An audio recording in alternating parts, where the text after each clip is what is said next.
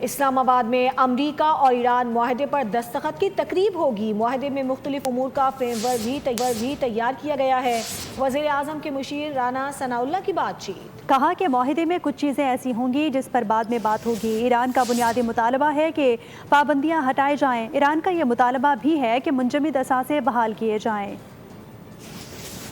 الفاظ کے اوپر جو ہے وہ بات ہو رہی ہے کہ یہ لفظ استعمال ہونا چاہیے یا یہ نہیں ہونا چاہیے، تو اب اتنی یعنی کمپریہنسولی جو ہے وہ جب چیزیں یا ڈیٹیل میں جا کے جب متعین ہو جائیں گی تو اس کے بعد پھر مذاکرات کی ضرورت تو نہیں رہتی، یہ مذاکرات ہی ہیں جو ہو رہے ہیں۔ تو میرا خیال ہے کہ اب سائننگ سیریمنی ہوگی فارمل، اور جو کہ اسلام آباد میں ہی ہوگی انشاءاللہ تعالی۔